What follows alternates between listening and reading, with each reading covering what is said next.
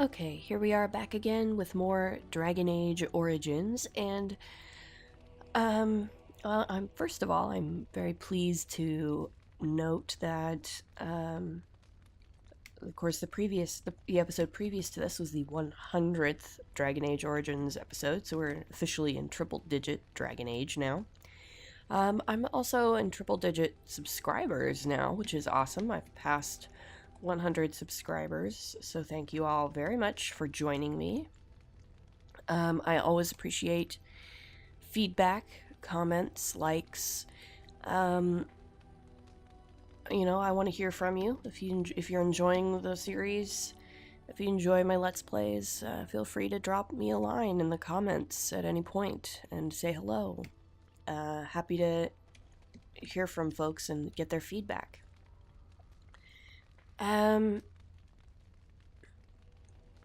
Today, I would also like to note, because we're now over 100 episodes into the game, I do want to sort of talk about where we are in the game, and how much more I think is probably left. I think I'd say we probably have passed the halfway mark at this point, hopefully. I hope this will not be, much more than 200 episodes long. It also kind of depends on me and my internet, because we're actually on the waiting list for fiber internet, and hopefully we keep getting told that it's going to be very soon. They're like in the process of putting it in and building the infrastructure and things like that and getting it set up in my neighborhood. So I'm told that it should be very soon, that they've started the process of getting us hooked up. So when that happens, I'll theoretically, if and when that happens, I should be able to increase the length of the episodes a little bit. Because right now, the main reason why they're basically 20 to 25 minutes long is because my internet is so crappy that it takes a really long time to upload even that short of a video. So with fiber, I should be able to make the videos a little bit longer because I'll be able to upload quite a bit more in a much shorter time. So yeah, that's something to look forward to, and hopefully that will make the Let's Play, like the number of episodes, that'll help keep it down to a somewhat reasonable amount. Especially because, like, once we get to Dragon Age Inquisition is a much, much bigger game than Dragon Age Origins. So, hopefully longer episodes will help keep that from getting too out of hand.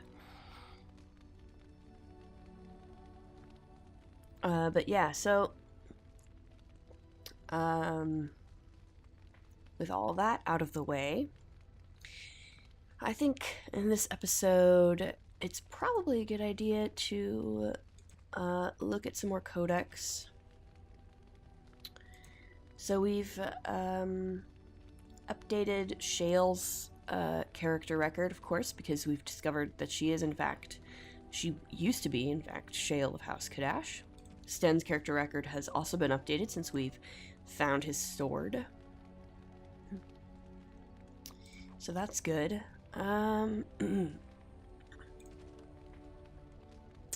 What else have we got here? Oh, we have Dane and the Werewolf. This is a song, actually, a saga, a long epic poem. And it's a story about, a guy and a werewolf. It's pretty interesting, but I don't know that it's necessarily too relevant at the moment. There is some interesting werewolf lore in Dragon Age canon, but it's I'd say it's mostly sort of background stuff. The most we'll ever have to do with werewolves will actually be in this game, Origins, when we do the elf stuff, as we've already seen in talking to Zathrian. They have a werewolf problem. But that's the most we'll deal with it in the entire series, pretty much. But let's read this. Let me sing of heroes and honor lost and found, of monsters and men in all forms, of Dane, hunter without peer, feared by the forests of Ferelden, who one autumn morn spied a heart of pure white in beam of warmest sun, a prize for huntsman's spear. Through the green wood they ran, hart and hunter, bringing the stag to spear at last in long-forgotten grove, heedless that the chase had waked a hunger in the golden wood, a werewolf, a creature with mind of man, lured by the hunt and come forth to lay claim to the heart as rightful tribute, drawn by the scent of cooling blood. In the silence the two hunters held.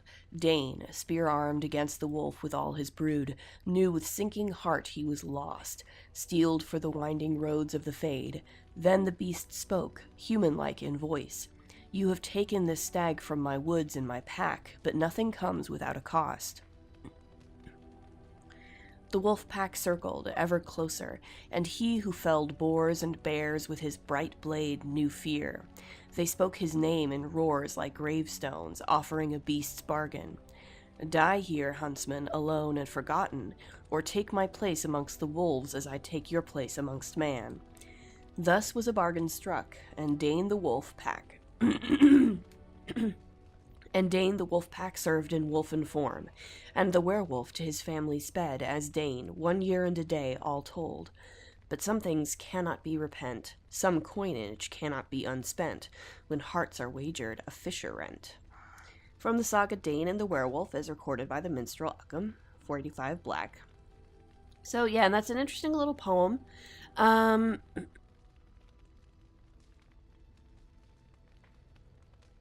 Excuse me, it's kind of early in the morning, so I'm still sort of trying to get the crap out of my throat.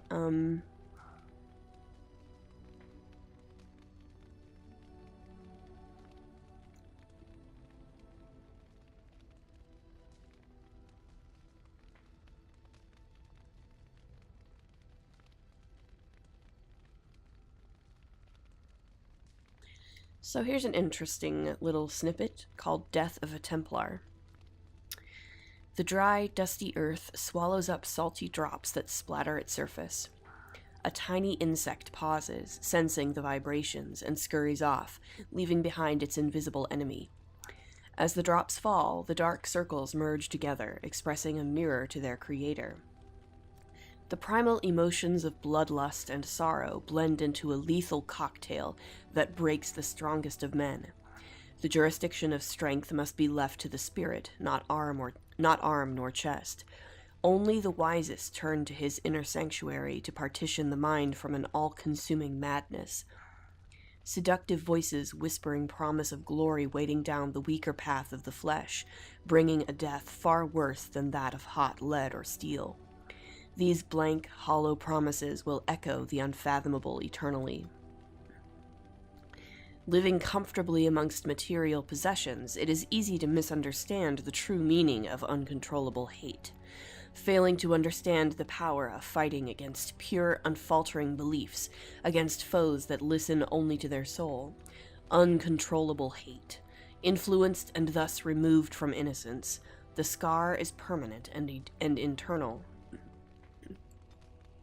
The rain, now red, feeds the debt owed for actions past, seeking further into the earth as the mind draws slower. What was it that drew himself, to this situation? The mind ebbs and parts to a lingering memory of true innocence. He entered war as a newborn enters the world, unknowing of both the horrors and light of the Maker that will save him. The sound of metal sliding along leather comes from above him. From the second he was born to his soon-to-be dying breath, his mind was processing and analyzing knowledge and experiences. It is true that he thought he could be wise in his own eyes, but only the most humble recognizes that he knows very little.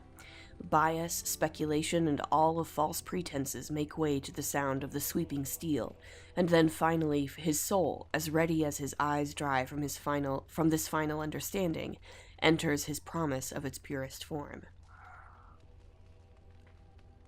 From Death of a Templar by Sir Andrew, Knight of Andraste and Templar Archivist, 9-4 Dragon.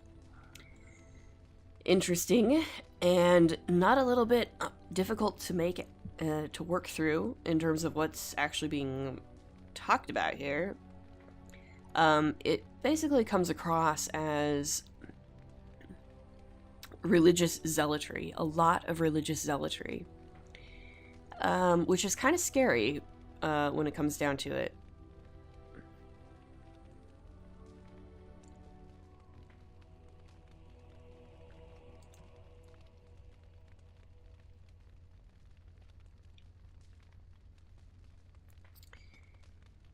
So I think we've read the First Blight Chapter 1, I'm pretty sure. So let's get to the First Blight Chapter 2.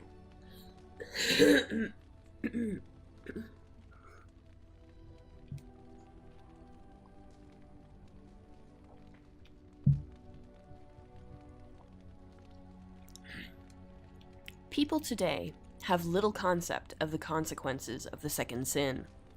Oh, believe me when I say that when asked, pious, chantry-going folk will curse the use of foul magic, spitting and snapping their fingers.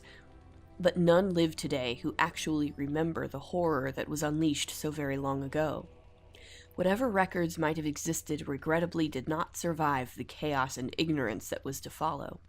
We have only the tales of survivors handed down through the murky ages and the dogma of the chantry to instruct us, and that is precious little indeed. I believe I am not understating when I say that the second sin unleashed the bane of all life upon Thedas.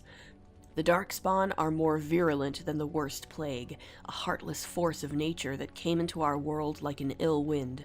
We know from accounts of later blights, as these Darkspawn invasions came to be called, never has a more appropriate name existed, that the Darkspawn spread disease and famine wherever they tread.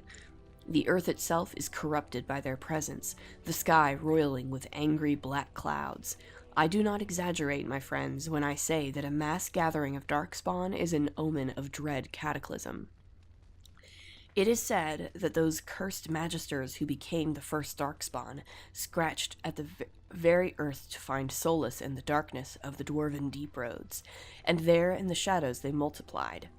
Whether by intelligent design or by some last vestige of worship in their minds, they attempted to locate the old gods they had once served. They found what they sought. Dumat, first among the old gods, once known as the Dragon of Silence, before the Maker imprisoned him and all his brethren beneath the earth for the first sin, usurping the Maker's place in mankind's heart. The slumbering dragon awoke, freed from the Maker's prison by his twisted followers, and became corrupted himself. Dumat was transformed into the first archdemon, his great and terrible power given will by a rotting, unholy mind. With the Darkspawn horde following, Dumat rose and took wing in the skies once again, bringing ruin to the world the Maker had created. The old god had become the eye of a dark storm that would ravage the entire world. Very poetic and very scary.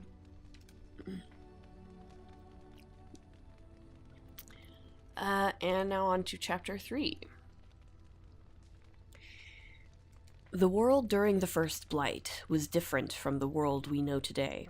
Aside from the civilized rule of the Imperium, humans as a race were largely barbarous and splintered, divided into clans and tribes and squabbling amongst ourselves for resources. At the same time, I'm not sure how that's any different from how it is today, but okay, sure. At the same time, deep beneath Thedas's great mountain ranges spanned a dwarven culture as organized and advanced as ours was primitive. As the Darkspawn bubbled up to the surface from their underground lairs, mankind first buckled and then fought back. The armies of Tevinter attempted to face down the multitudes of twisted creatures, and the horrid rotting of the land around them, but they could not be everywhere at once. Human history remembers the First Blight as a time of terrible devastation, and those stories are accurate, but in our arrogance we often forget the price paid by the dwarves in their isolated mountain kingdoms. The dwarves faced far greater hordes than humanity as the Darkspawn challenged them for control of the underground. Despite the might and technology the dwarves brought to bear, the savage Darkspawn tore through them, first destroying the more remote taigs before swallowing up entire kingdoms. Think of it, an entire civilization lost in the space of decades. Compared to the near genocide that the dwarves faced, what we humans call the First Blight must have seemed a mere skirmish. Against the Darkspawn, the dwarven lands have always borne the brunt of the fighting and the majority of the sacrifices. 4 dwarven kingdoms finally managed to combine their might and fight back, and that cooperation saved them. But for the rest of their lands, it was too late. The Darkspawn had taken the deep roads, the majestic underground passages that linked the dwarven lands throughout Thedas. The Darkspawn could now attack anywhere on the surface through these tunnels. Humanity simply was not prepared for such an onslaught. It was clear that the warfare we knew would not avail us. We had to find a new way to fight. Thus came our salvation. The Grey Wardens were born. And at some point, I don't know if I missed it or if I'll be able to find it at some point, but there's probably, I believe there's a chapter 4 to finish it up. Let's read the Maker's first children. The Maker's first creations were the spirits, glorious beings that populated the many spires of the Golden City, and the Chant of Light says that they revered the Maker with unquestioning devotion. The Maker, however, was dissatisfied. Although the spirits were like him in that they could manipulate the ether and create from it, they did not do so. They had no urge to create, and even when instructed to do so, possessed no imagination to give their creations ingenuity or life. The Maker realized his own folly. He had created the spirits to resemble him in all but the one and most important way. They did not have a spark of the divine within them. He expelled all the spirits out of the Golden City and into the Fade, and proceeded to his next creation, life. The Maker created the world and the living beings upon it, separated from the Fade by the veil. His new children would be unable to shape the world around them, and thus would need to struggle to survive. In return for their struggle, the Maker gave them the spark of the divine, a soul, and he watched with pleasure as his creations flourished and showed all the ingenuity that he had hoped for. The spirits grew jealous of the living and coaxed them into the Fade when they slept. The spirits wished to know more of life, hoping to find a way to regain the Maker's favor. Through the eyes of the living, they experienced new concepts: love, fear, pain, and hope. The spirits reshaped the Fade to resemble the lives and concepts that they saw, each spirit desperately trying to bring the most dreamers to their own realm so they could vicariously possess a spark of the divine through them. As the spirits grew in power, however, some of them became contemptuous of the living. These were the spirits that saw the darkest parts of the dreamers. Their lands were places of torment and horror, and they knew that the living were strongly drawn to places that mirrored those dark parts of themselves. These spirits questioned the Maker's wisdom and proclaimed the living inferior. They learned from the darkness they saw and became the first demons. Rage, hunger, sloth, desire, pride, these are the dark parts of the soul that give demons their power, the hooks they use to claw their way into the world of the living. It was demons that whispered into the minds of men, convincing them to turn from the Maker and worship false gods. They seek to possess all life as their due, forging kingdoms of nightmare in the Fade in the hopes of one day storming the walls of heaven itself.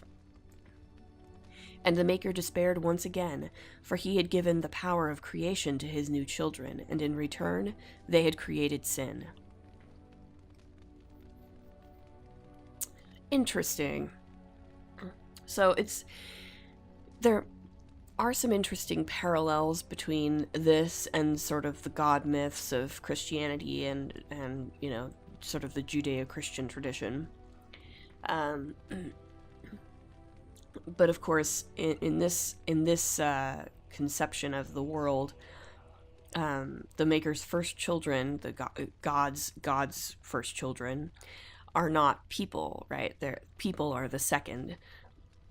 The first are the evil spirits. Let's read a little bit about the Legion of Steel. Paragon Caridin vanished in the 11th year of the reign of King Valtor, and with the Paragon, the entire process for golem manufacture was lost.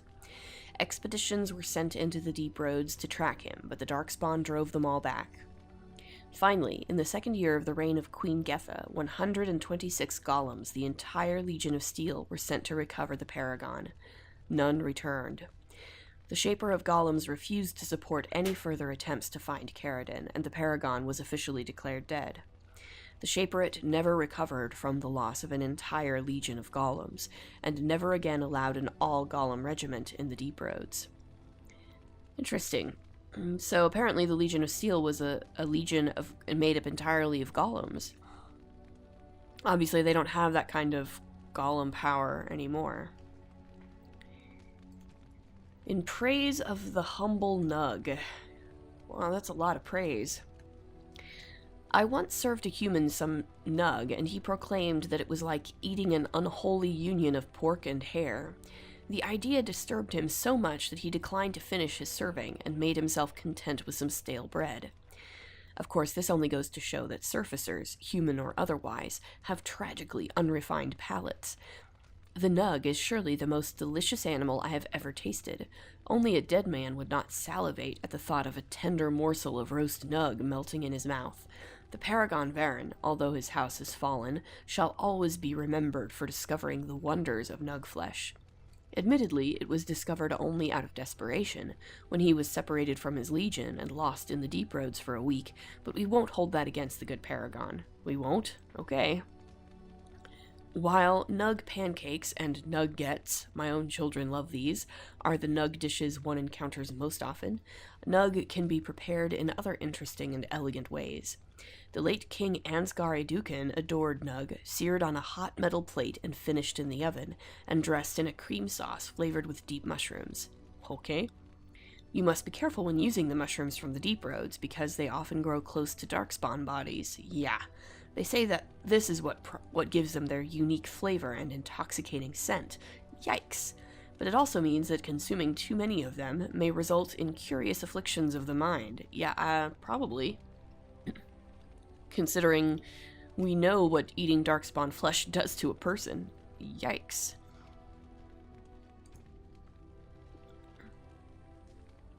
Traditional dwarven folk songs. Nug sits in the mud, Nug wiggles his ears, you catch the Nug, he slips away, Nug gets to live another day.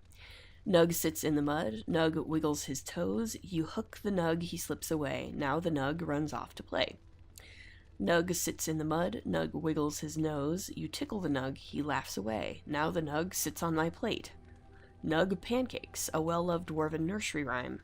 Okay. Sure. Why not? The Sermons of Divine Renata I. Alright, let's read some preaching. The weakness of mortal will is the great failing of all the Maker's children. We trade our honor as if it were the cheapest of currency. We do not understand what integrity is, or what it is truly worth. From this ignorance, original sin was born. At some time, each of us has thought, what does it matter if I keep hold of my integrity? I am but one mortal. I am powerless. How blind we all are. The virtue of a single slave destroyed the Tevinter Imperium. The dishonor of one man drove the Maker from our sight. I tell you truly, nothing but the integrity of our hearts will win the love of the Maker back to us. It is all the power we shall ever possess to change this world for good or for ill. From a sermon on integrity. Okay. Sure.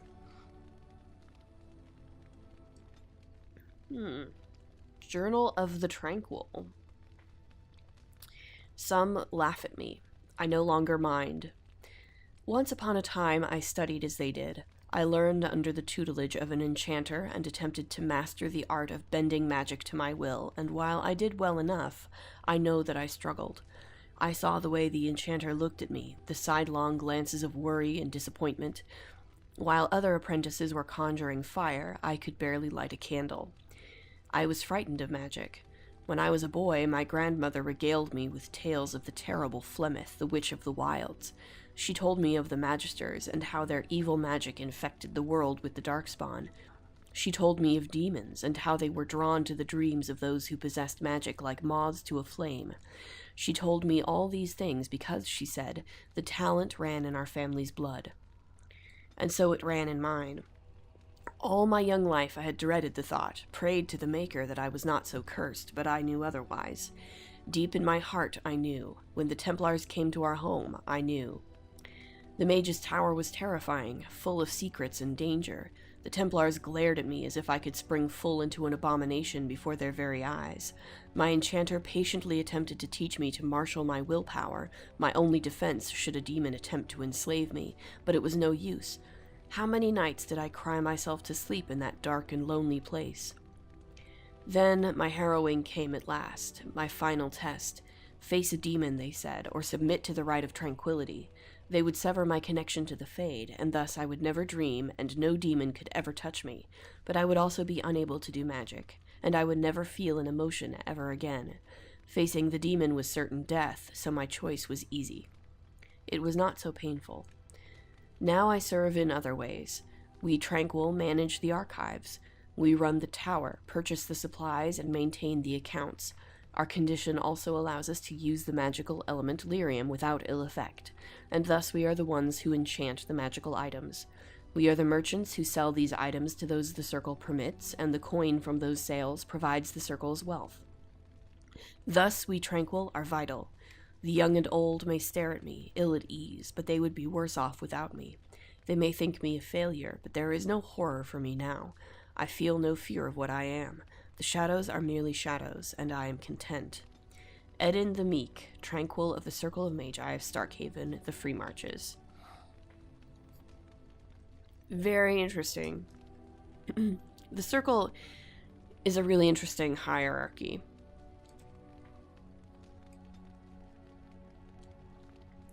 But let's read one more, Cautionary Tales for the Adventurous. It was then that he realized he wasn't alone.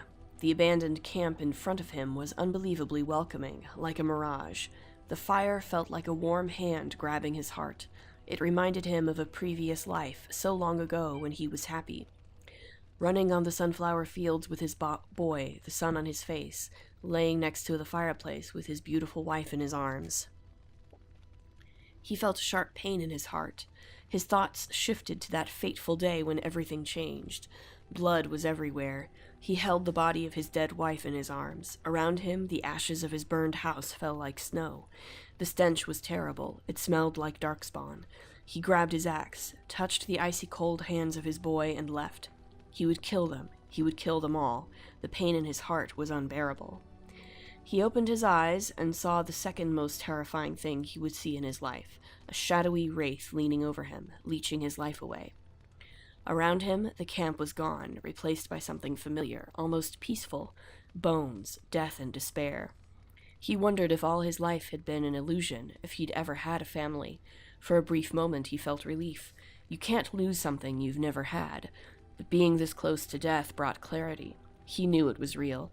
Everything else was the illusion. You could see a smile on his torn face.